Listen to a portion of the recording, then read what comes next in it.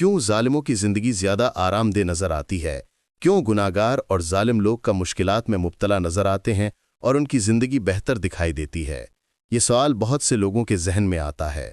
जब हम देखते हैं कि बाज़ लोग न अल्लाह ताला और रसूल सल्लल्लाहु अलैहि वसल्लम को मानते हैं, न ही रहमदिल हैं और न ही नेकोकार, मगर फिर भी उनकी ज़िंदगी सुकून, खुशी और आसाइश में गुजरती है, जबकि अहले ईमान मुख्तलिफ मुसीबतों और आजमाइशों में मुब्तला नज़र आते हैं, तो दिल में ये ख्याल पैदा होता है कि शायद खुदा उन बेईमानों पर ज़्यादा मेहरबान है।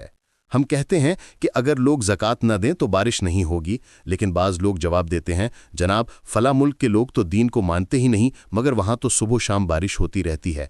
हम कहते हैं अगर गुनाह करोगे तो सज़ा मिलेगी। वो कहते हैं साहब फ़लाँ शख्स के गुनाह तो हमसे ज़्यादा हैं, मगर उसके साथ तो कुछ भी नहीं होता, बल्कि उसकी ज़िंदगी तो बड़ी खुशी से गुजर रही है। यहाँ एक नुक्ता है जिसे समझना ज़रूरी है। मसलन जब चाय का एक कतरा चश्मा यानी ऐनक पर गिरता है, हम फ़ौरन कपड़ा लेकर साफ कर देते हैं। अगर यही कतरा कपड़ों पर गिर जाए तो कहते हैं चलो रहने दो, बाद में धो लेंगे। और अगर चाय कालीन या फर्श पर गिर जाए तो कहते हैं अभी नहीं, बाद में, मसलन ईद से पहले धो लेंगे। यानी हम खुद भी तीन तरह के रवैये रखते हैं। इसी तरह अल्लाह ताला भी अपने बंदों के साथ मुख्तलिफ अंदाज में बर्ताव करता है।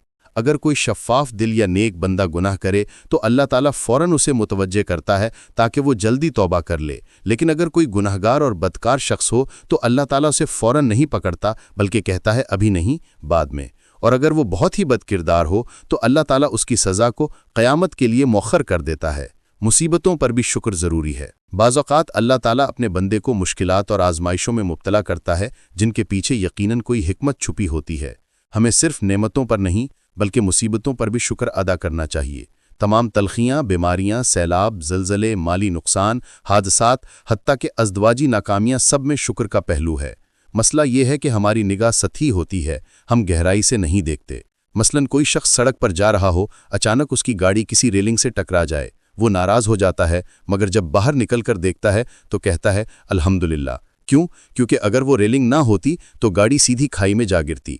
यानी बाज़ औक़ात जो मुसीबत हमें नज़र आती है, दरअसल वो एक बड़ी बला से बचाने का ज़रिया होती है, और हम इस हकीकत से बेखबर होते हैं, जबकि अल्लाह ताला सब कुछ जानता है और वही सबसे ज़्यादा हकीम है।